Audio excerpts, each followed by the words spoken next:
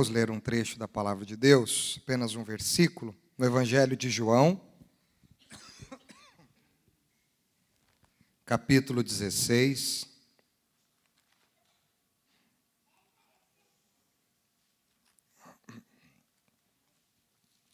versículo 33.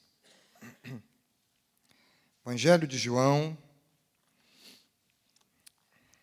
capítulo 16, versículo 33. Palavras de Jesus aos seus discípulos e a nós. Eu lhes disse estas coisas para que em mim vocês tenham paz. Neste mundo vocês terão aflições. Contudo, tenham ânimo. Eu venci o mundo. Ou tem uma outra tradução que eu gosto bastante, ele diz assim: contudo, tenham bom ânimo. Eu venci o mundo. Palavra de Jesus. Amém, queridos? Hoje nós vamos começar a falar aqui na igreja nesse mês sobre alegria, ânimo, paz, esperança. Eu tenho conversado e nós temos conversado com os pastores de que nós estamos vendo um tempo onde as pessoas andam tanto quanto desanimadas, entristecidas, decepcionadas, não é? Sem força, muitas vezes, para uma perspectiva positiva em relação ao futuro. Parece que nós estamos aí diante das crises que todos nós vivemos, não só as crises que estão relacionadas ao nosso país, à nossa política, à nossa cultura, à nossa questão financeira, mas também a impressão que eu tenho tido ao conversar com as pessoas é que elas estão com crises profundas internamente. Quantas pessoas hoje têm conflitos internos difíceis de se lidar? Ontem eu tirei o dia para fazer algumas visitas para algumas pessoas que me são muito preciosas já há anos, e a gente estava conversando sobre isso, sobre as crises, as pessoas, como elas estão falando dos seus problemas, como elas estão passando por problemas, como elas estão se sentindo pequenas diante das suas aflições. Não é? Como vencê-las? Como superá-las? Então, hoje a palavra, tanto da manhã, e quando eu tive a oportunidade de falar agora de manhã, e o pastor João, acredito, vai falar sobre o mesmo tema à noite, nós queremos trazer uma palavra de ânimo para você, meu irmão e minha irmã, que talvez esteja nesse tipo de situação, de aflição. Aflição é aquilo que nos deixa inquietos. Mas não é uma inquietação propositiva, é uma inquietação desanimadora. Uma pessoa aflita, uma pessoa que está inquieta, mas ela está se passando mal, ela está sendo consumida por uma série de situações. Já se sentiu aflito ou não? Terrível, não é? E é muito interessante olhar para esta palavra de Jesus, e esta palavra vem no nosso coração como uma flecha animadora. Primeiro, Jesus, ele não enfeita o pavão, tá certo? Jesus nos diz que nós passaríamos por aflições, por decepções, por angústias, mas ele diz assim: vocês precisam ter um ânimo, e um ânimo de qualidade. Tem um ânimo bom. Não é só ter um ânimo, mas é ter um ânimo de qualidade, um bom ânimo. Porque vocês também têm uma promessa. Eu venci o mundo. Então é maravilhoso, um ânimo de qualidade baseado numa promessa do próprio vencedor, que é Cristo. E é muito interessante vocês olharem um pouquinho aqui, se vocês quiserem, olharem o que está acontecendo. Se você tiver com a sua Bíblia em mãos, Jesus já está conversando sobre as coisas do fim com os seus discípulos. Ele já está falando sobre o tempo que ele não estará mais com eles. Ele diz para eles que eles vão ter uma alegria advinda de uma tristeza. Eles terão uma tristeza primeiro por alguns dias, e depois de alguns dias eles terão uma alegria. Os discípulos dizem assim: como assim nós vamos ter tristeza para ter alegria? Jesus estava falando da tristeza da morte, os 3 dias de luto, mas a alegria do terceiro dia, da ressurreição. Vocês vão ter um período difícil na vida de vocês, mas que vai ser coroado com uma alegria maravilhosa.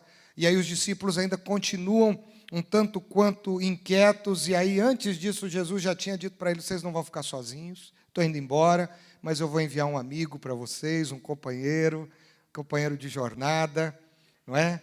O Consolador, o Espírito Santo. Ele vai convencer as pessoas da justiça, do pecado, do juízo. Esse Espírito Santo vai guiar vocês num caminho de verdade. Então os discípulos estão tendo um diálogo, uma conversa com Jesus sobre as questões finais, o tempo final de Jesus com eles. E isto gera uma aflição. Isto gera uma inquietação, porque os discípulos, por mais que Jesus já falasse sobre esse assunto com eles recorrentemente, eles não queriam que isso acontecesse. É como nós, eu acredito. Eu não gosto de despedida, não sei você. E as pessoas que eu amo, que me são caras, que me são raras, se eu pudesse, eu gostaria de tê-las sempre perto de mim. Não é verdade? Então, Jesus era essa pessoa importante na vida dos discípulos. E Jesus está dizendo assim: eu vou embora. Vocês não vão estar mais comigo. Eu vou para outro lugar. E ainda mais, vou trazer uma nova pessoa para estar com vocês, que vocês ainda não conhecem. Embora Jesus estivesse falando dele mesmo, porque o Espírito Santo é o próprio Cristo também, porque Deus é um só, na Trindade. Mas os discípulos não estão muito preparados para esse discurso. Como assim? O Senhor vai embora, vai mandar outro, e nós vamos ficar aqui como? Então Jesus, com uma palavra de ânimo, ele começa a encorajar os seus discípulos. E aí ele diz assim: não se preocupem, tenham um bom ânimo. Tenham bom ânimo, eu venci o mundo. É nesse contexto que essa conversa está acontecendo. Aí eu estava pensando esses dias no gravador. Quem lembra daqueles gravadores antigos, que você colocava uma fita cassete, ele tinha um botão vermelho num lado, que era REC, e tinha um outro botão mais duro no meio, chamava Play. E aí você pegava aquele gravador, que era um caixotão assim, aí você... Gostaram do som? Isso aí para fazer, tá bom? E aí você gravava as coisas. Vocês se lembram do gravador ou não? É antigo, né? Esses dias eu falei para o Mateus assim: cara, você está ouvindo essa música aqui, eu ouvi essa música no meu Walkman. Ele olhou para mim e falou assim: o que é o Walkman, pai? Aí eu tive que explicar para ele, né? Que ele foi para a palavra do inglês, para a tradução, aí deu uma confusão na cabeça dele. Mas o gravador tinha uma função muito interessante. A gente gravava as coisas que nós achávamos importantes e depois, o que a gente fazia? A gente reproduzia para ouvir a informação que foi gravada no gravador. E eu penso que o ser humano, ele funciona como uma espécie de gravador. Desde o dia que nós nascemos, nós estamos com o REC e o Play acionados. E cada circunstância, cada evento da nossa vida, as palavras, a história, vão gravando em nós uma série de informações. Que hora ou outra, muitas vezes a gente nem se deu conta que havia gravado aquilo aparece. É a surpresa, às vezes, de um pai ou uma mãe que vê o filho crescendo. De pequeno ele não sabia falar, mas quando ele começa a falar, de repente ele solta um palavrão. E aí o pai e a mãe dizem: meu Deus do céu, aonde essa criança aprendeu a falar isso? No REC, no Play. Ela ouviu isso de quem? Muitas vezes. Dos próprios pais. E aí ela só faz o quê? Ela só reproduz, repete. E o ser humano, repete muitas coisas das quais ele ouviu, das quais ele viveu, das quais ele viu, as coisas que ele absorveu na vida. Tanto é que, vamos dizer, estou fazendo só uma metáfora, tudo bem? Que Que Jesus diz que a nossa fita cassete de reprodução é o coração. Se você for trabalhar dessa forma metafórica, olha Lucas 6,45, por exemplo. Lucas 6,45, Jesus diz assim: a boca reproduz o que está gravado. Não é isso que ele diz? A boca fala. Faz sentido ou não faz? Não estou falando nenhuma heresia, nenhuma besteira aqui aos estudantes de teologia aqui do meu lado direito, né? Mas a gente reproduz na nossa vida.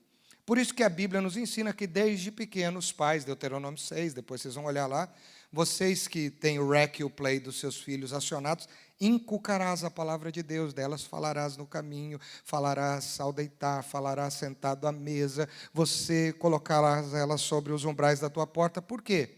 Porque as informações que você for gravando no caráter, na mente, na personalidade, na história dos seus filhos, eles vão reproduzir. Só que eu costumo dizer que, diante de uma sociedade tão negativa como a nossa, tão negativa, nós temos uma tendência de guardar e gravar, infelizmente, e reproduzir o que é negativo. Parece que eu estou conversando com as pessoas e o que elas reproduzem são os aspectos negativos da sua gravação e elas deixam num arquivo meio que morto os aspectos positivos. Está difícil, viu, irmão, você sentar com alguém para bater um papo e a pessoa não começar a reclamar, não fazer uma observação negativa. Ainda que está falando de uma coisa boa, mas ela fala de uma coisa boa de uma forma ruim. É muito complicado essa mente, esse ambiente que nós estamos vivendo. E isso vem para dentro da igreja. Eu acho que já devo ter dito isso, né? Eu tinha uma ovelhinha, logo no meu início de ministério, era um barato, a igrejinha era bem pequenininha, né? Igrejinha pequena. E aí ela entrava assim na porta, aí eu fazia assim para ela: graça e paz, minha irmã, tudo bem? Aí ela fazia assim, literalmente, não estou exagerando não. Tudo bem, minha irmã? Eu ficava assim, pastor, minha casa, meu marido, meus filhos, não sei o quê.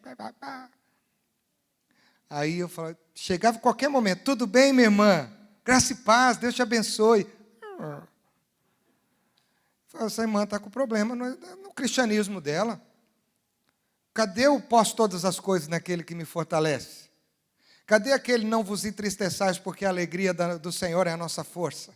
Cadê aquele eu estarei convosco todos os dias? Cadê? Cadê? Não temas, porque eu te ajudo, te levanto pela tua mão direita. E aí um dia eu cheguei para ela e falei, minha irmã, você tem que mudar o discurso, eu quero fazer um desafio para você. Você vai me surpreender. Ficou me olhando com aquela cara assim, né? Falei, você não vai pedir para eu orar pelos seus problemas durante um período, você vai só pedir para eu orar para agradecer. Comece a encontrar motivos de gratidão. Ela já ficou, né? E falei, próxima vez que eu falar para você, tudo bem, minha irmã, graça e paz, você diz assim, tudo bem, pastor. Mesmo que não esteja. Ela falou, mas é difícil, né? Falei, não, é difícil, mas a senhora vai fazer isso, minha irmã. A senhora vai fazer. Estava no início do meu ministério, novinho ainda. Aí um dia começou a fazer isso durante o período. Essa mulher foi mudando. Os problemas dela não se mudaram muito, mas ela mudou em relação aos problemas, e ela começou a ficar mais animada. Aí um dia eu falei assim para ela, olha, você sabe que Provérbios está certo, viu, minha irmã? Provérbios 15:13 é melhor do que Mary Kay, é melhor, não tinha Mary Kay naquela época, né? É melhor que Avon, melhor que Natura, não quero que ninguém fique aqui chateado se vende essas coisas, eu estou falando do outro, tá bom? E qualquer outro produto de beleza. Porque minha irmã, Provérbios 15:13 diz que o coração alegre deixa o rosto mais bonito, é o melhor tratamento de beleza da história. A senhora está mais bonita. Aí foi barato, irmão, era muito engraçado. Quando ela chegava, ela me via, ela podia estar de cara fechada, Júnior. Quando ela me via, ela fazia assim.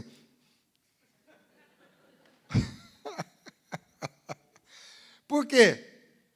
Porque ela sabia que eu não queria ver aquela cara feia. E às vezes você chega na igreja, você vai cumprimentar o irmão, você vai cumprimentar o líder, Você vai cumprimentar o pastor, até o pastor. E aí, meu irmão, graça e paz, tudo bem? Graça e paz. Nas lutas, irmão, nas dificuldades. Isso vai gerando o quê? Desânimo, peso. Dentro de casa. É difícil, mas a gente precisa quebrar isso. E aí eu quero te dar alguns motivos para você se animar. Você está comigo? Deu para entender ou não? Entrou na história, né? Com certeza, entrou na história. Então, primeiro, você tem que se animar. Primeiro, porque você tem que ter a consciência todos os dias de que você tem um Cristo que te fortalece e te ajuda em todas as suas batalhas. Todo dia, quando você acordar, você lembra que você tem, ou lembre-se que você tem um Cristo que te fortalece e te ajuda em todas as suas batalhas. Amém, igreja? O amém já até ficou mais forte agora.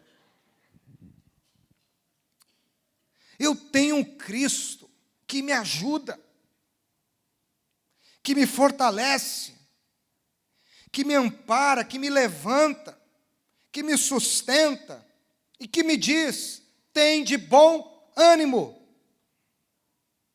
Ele não diz só para você ter um ânimo, ele diz que você tem que ter um ânimo de qualidade, robusto, encorpado. É isso que significa essa expressão, bom ânimo. É um ânimo resistente, resiliente, consistente. E muitas serão as situações da nossa vida que nos desanimam.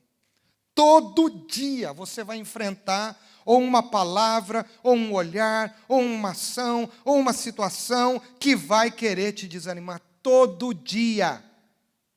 Não vai ter um dia que o inimigo não vai querer roubar a tua alegria. Tem um dia. Mas quando esse momento chegar, você se lembre que você tem o Cristo que te fortalece e te ajuda em todas as batalhas. Eu não consigo imaginar o texto, eu queria até que, eu não sei que está muito claro aqui, mas eu vou ler. Filipenses 4, me veio à mente agora. Eu não consigo imaginar esse texto se Paulo não tivesse essa consciência. O apóstolo Paulo.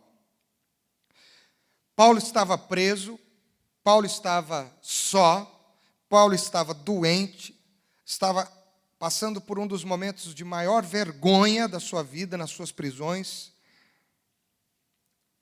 E aí ele escreve uma carta a uma igreja, falando de ânimo, nessa situação. Eu não acredito que alguém teria condições de escrever o que este homem escreveu a Filipos, se cada chibatada que ele levasse, se cada momento que talvez ele sentasse na sua própria urina e nas suas próprias fezes, se cada momento que alguém chegasse e o achincalhasse, eu não acredito que este homem resistiria velho, doente, se ele não tivesse a consciência de que Cristo estava ali com ele, o fortalecendo diante de toda aquela circunstância. E mais, escrever isso para outrem. E olha que interessante, porque foi nessa situação. Naquela época, preso não tinha marmita não, meu irmão. Não tinha tratamento odontológico, não tinha nada disso. Olha o que diz, neste sentido, que diz o apóstolo Paulo em Filipenses 4, a partir do versículo 10. Alegro-me grandemente no Senhor, porque finalmente vocês renovaram o seu interesse por mim. De fato, vocês já se interessavam, mas não tinham oportunidade para demonstrar. Não estou dizendo isso porque esteja necessitado. Como assim não estou necessitado?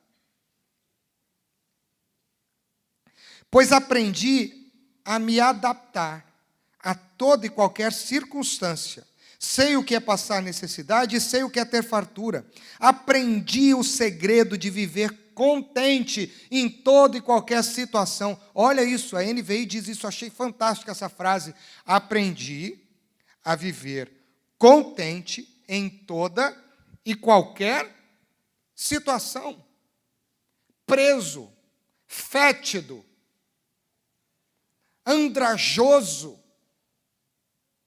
purulento, velho. Ele diz: aprendi a viver contente em toda e qualquer situação ou circunstância. Sei o que é passar necessidade e sei o que é ter fartura. Aprendi o segredo. Seja bem alimentado, seja com fome, tendo muito ou passando necessidade. E o segredo é o versículo 13. Vamos dizer juntos o versículo 13? Filipenses 4:13. Tudo posso. Vamos dizer mais uma vez? Mais uma vez, irmãos.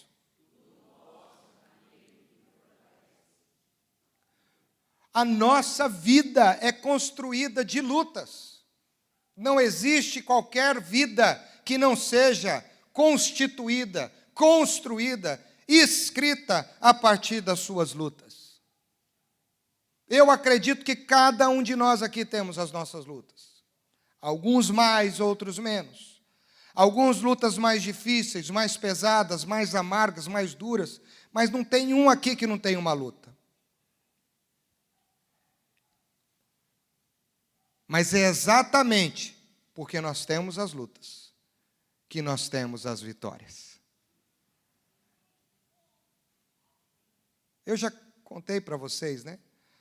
Nem na visão bíblica, mas existe uma poesia, a Canção do Tamoio, em que o poeta diz: não chores, meu filho, porque viver é lutar. A vida é luta renhida, que aos fracos abate, mas aos fortes pode exaltar.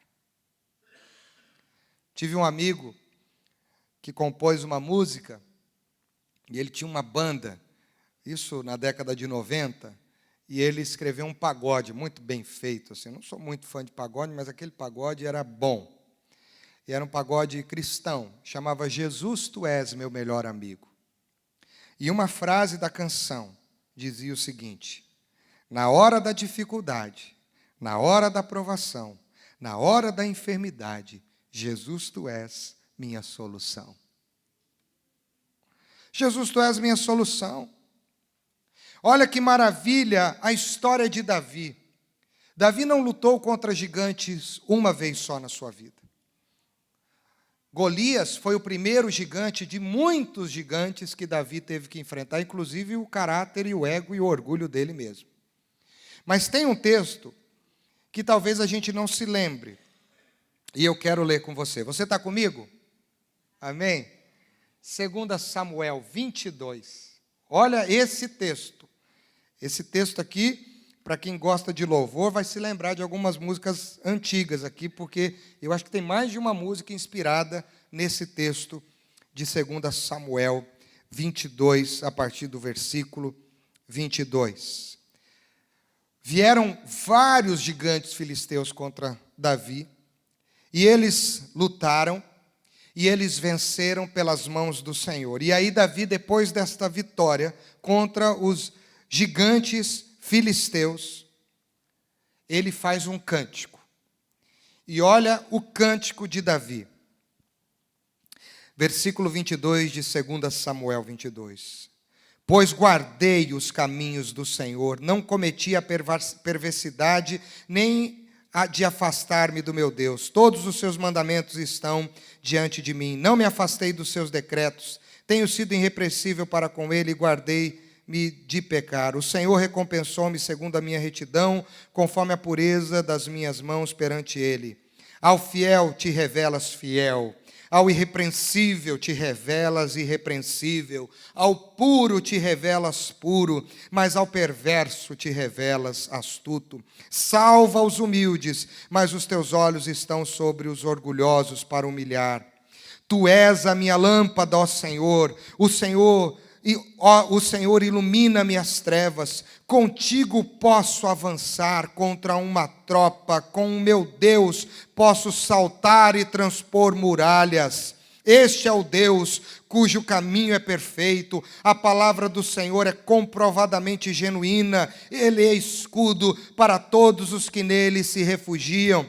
Pois quem é Deus além do Senhor? E quem é o rochedo senão o nosso Deus? É Deus quem me reveste de força e torna perfeito o meu caminho. Ele me faz correr veloz como a gazela e me firma os passos e me leva nos lugares altos. É Ele que treina as minhas mãos para a batalha e assim os meus braços vergam o arco de bronze. Pô, você lê o resto. Olha que palavra, meu irmão. Você tem que ler esse texto aqui nas suas lutas. É o Deus que me sustenta, Ele me reveste de força e torna perfeito o meu caminho. Versículo 33. Não podemos nos desanimar, porque nós temos o Cristo, que em todas as batalhas nos fortalece e nos ajuda. Amém? Não é bom? Segunda lição. A segunda lição é maravilhosa também. E essa lição nos encoraja, essa lição nos ajuda, que é maravilhosa. Nós devemos viver animados e não desanimar, porque nós temos um exemplo, que é o próprio Cristo. Além dele te ajudar, ele te mostra como fazer. Isso tem uma coisa maravilhosa que eu acho nesse livro aqui, ó. Nesse livro chamado Bíblia, é que Deus não fala de nada que nós passaríamos sem nos dar um exemplo, sem nos mostrar uma solução. A Bíblia mostra as soluções para todas as nossas crises. Não é um livro incompleto, é um livro pleno. Aleluia, glória a Deus.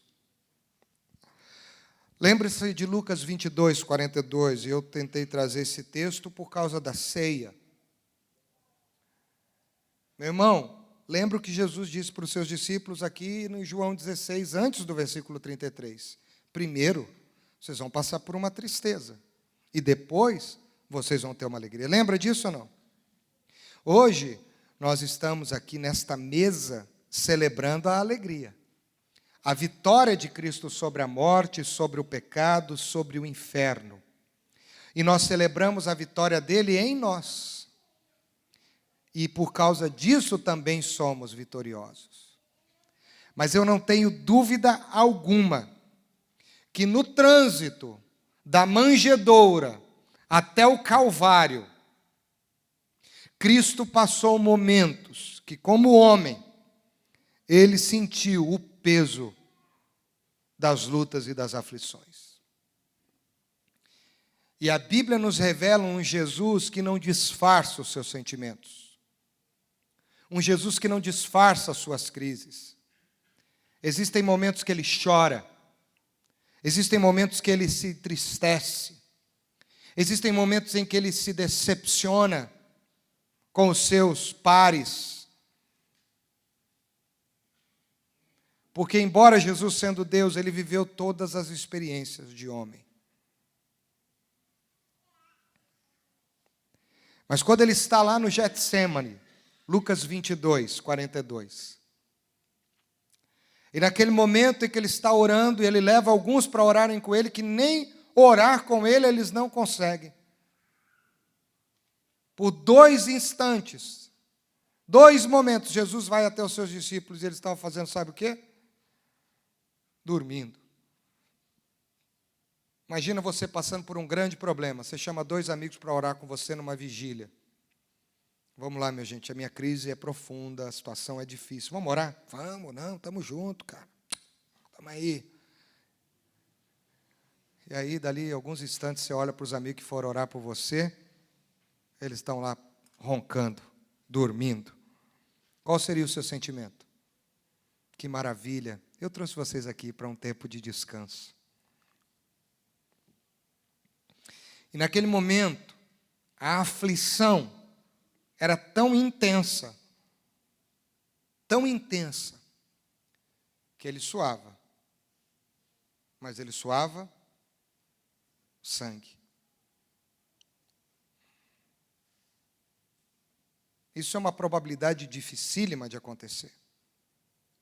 Mas a aflição o consumia.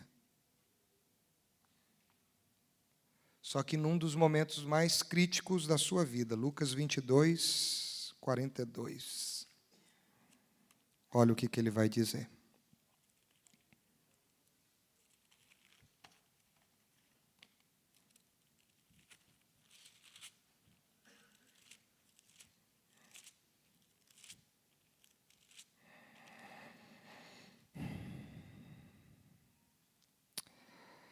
Pai, se queres, afasta de mim este cálice. Contudo, que não seja feita a minha vontade, mas a tua.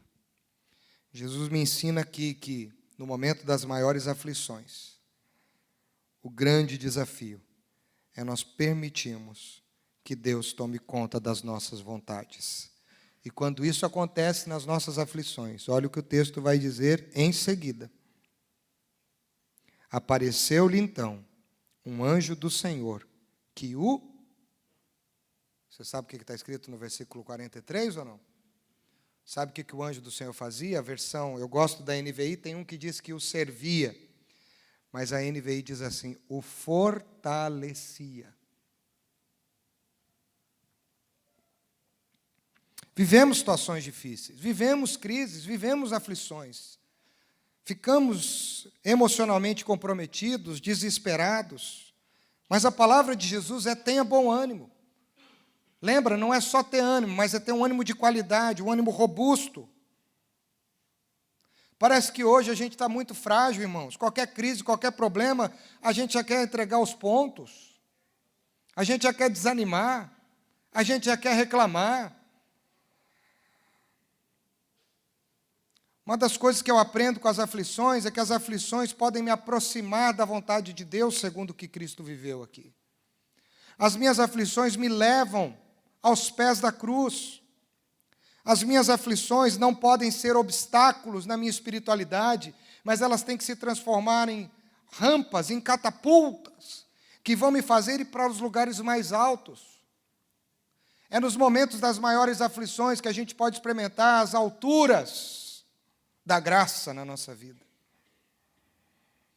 É nesses momentos que nós podemos saltar para a presença, para o colo do Pai, que foi exatamente o que Cristo fez aqui no Getsemane. É nos momentos da instabilidade que Deus se mostra forte e a nosso ponto de estabilidade. Quando Josué assumiu o povo, Deuteronômio 34 tem a notícia triste do Antigo Testamento para o povo que saiu do Egito. Moisés vai para o monte e Deus o recolhe. Aí Josué capítulo 1, versículo 1 começa com um anúncio fúnebre. Primeira notícia de Josué é de morte. Moisés, meu servo, é morto. E aí Deus começa a falar com Josué. Josué está aflito. Josué está com medo. Josué está se sentindo pequeno diante do desafio. E aí Deus, do versículo 1 ao versículo 9, o anima, o fortalece, o projeta para cima. E o versículo 9 você conhece. Seja forte, corajoso, não se apavore nem se desanime, pois o Senhor seu Deus é contigo por onde quer que andares.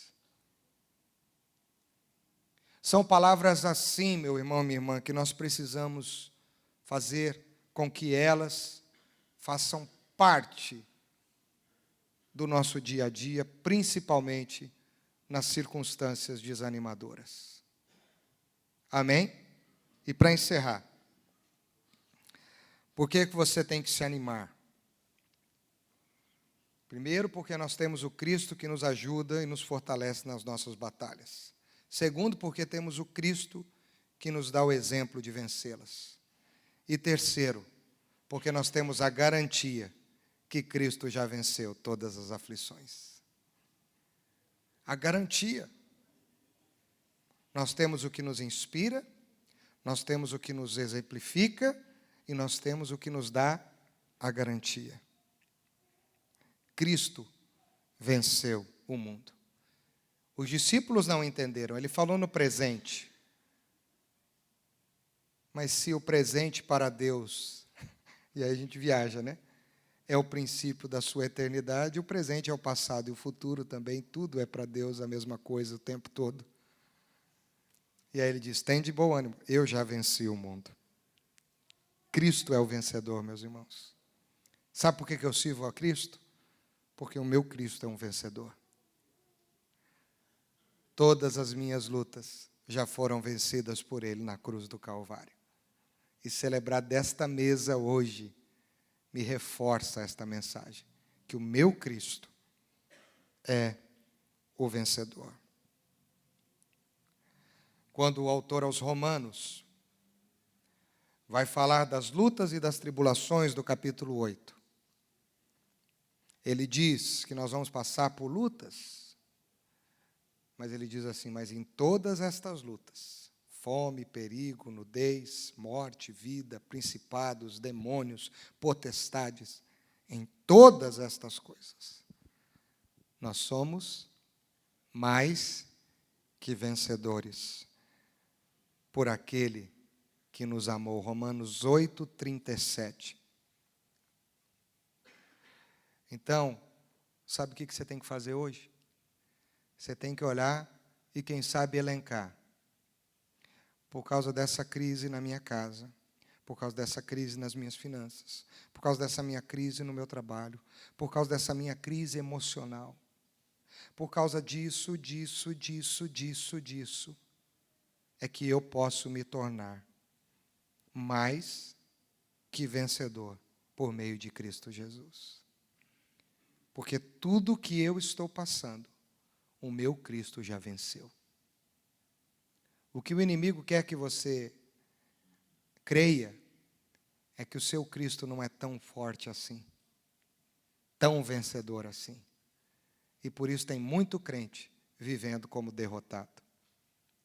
Está com aquela irmãzinha que eu contei. Tudo bem, meu irmão? Cristo quer que você viva, meu irmão, minha irmã, como um vencedor. Você foi salvo pela graça. Um precioso sangue foi derramado por amor à sua vida. Na Bíblia, os maiores tesouros da terra, eles não são capazes de comprar a sua vida. Você vale mais do que os maiores tesouros da terra. A Bíblia está querendo dizer que você é mais importante do que o que você tem. A Bíblia está querendo te dizer que você é mais importante que qualquer coisa. É você. Por isso você precisa tomar posse desta palavra de coragem e de ânimo. Cristo venceu o pecado. Cristo venceu a morte. Cristo venceu o inferno. E nesta manhã, quando a gente vai participar mais uma vez ou menos uma vez da ceia, você se lembre que você pode se animar sim, sim, porque o seu Cristo é o vencedor. Queria orar com vocês. Fernando, acho que eu vou precisar da sua ajuda aqui, que não vai dar para eu cantar.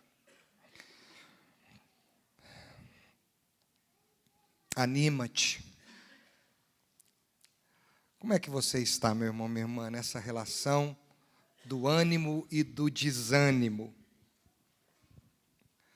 Será que as circunstâncias estão roubando o poder da graça na sua vida? E a sua vida está sem graça? Eu não consigo conceber participar desta ceia sem graça. Eu já passei por uma crise emocional grande por alguns anos. Não chegou a ser uma depressão, mas foi um estresse crônico, pesado. Precisei me tratar com psiquiatra, com remédio, por 3 anos. Um jovem pastor, com filhos pequenos. E ontem, eu estava tendo um tempo de oração, e eu fiquei pensando nisso, falei, Senhor, como é difícil lutar contra os meus sentimentos, porque quem já passou por isso sabe que às vezes vem o desânimo, do nada. Quem já passou por isso sabe que tem dias que não dá vontade de entrar dentro da casinha da tartaruga, sabe? Pôr a cabecinha lá dentro e ficar lá. E como é difícil em momentos como esse dizer assim, não, eu já venci isso em Cristo. Essa ferida já foi sarada. Essa dor já foi pregada no Calvário. Eu estou sarado pelas pisaduras do meu Cristo.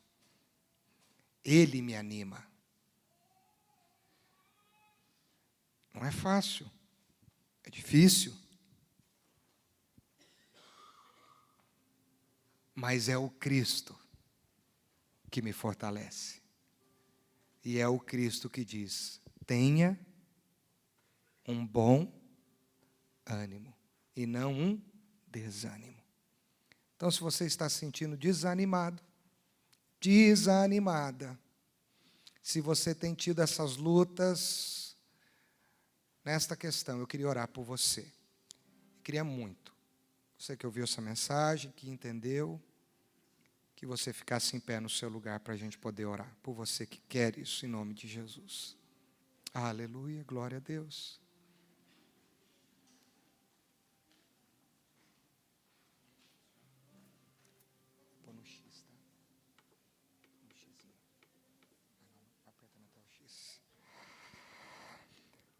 Feche os teus olhos, pense um pouco no que você ouviu. O que está te desanimando, minha irmã, meu irmão? O que está roubando a sua alegria? O que está roubando a graciosidade de uma vida na graça? O que está fazendo a sua vida ser sem graça? Ou o que está gerando uma desgraça? É um homem? É uma mulher? São algumas pessoas? Todos eles são menores do que o seu Cristo. Não é uma pessoa que tem que te intimidar. Essa pessoa é menor do que o seu Cristo. É um grande problema? O seu grande problema não é maior do que o seu Cristo vencedor. É uma enfermidade? A sua enfermidade não é maior do que o Jeová Rafá, do que o Cristo que sara. É o medo da morte. A morte já foi vencida pelo seu Cristo. O que te desanima? Coloque isso diante de Deus. Seguro estou nos braços daquele que nunca me deixou.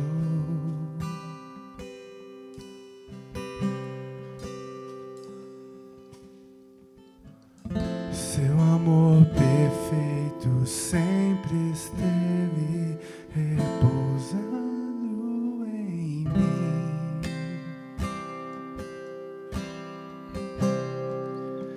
Se eu passar pelo vale, acharei conforto em teu amor, pois eu sei que és aquele que me guarda, me guarda.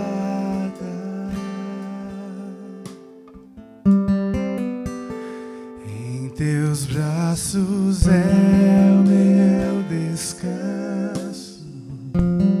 Aleluia.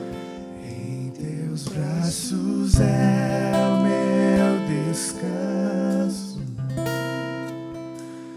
Em teus braços é o meu descanso.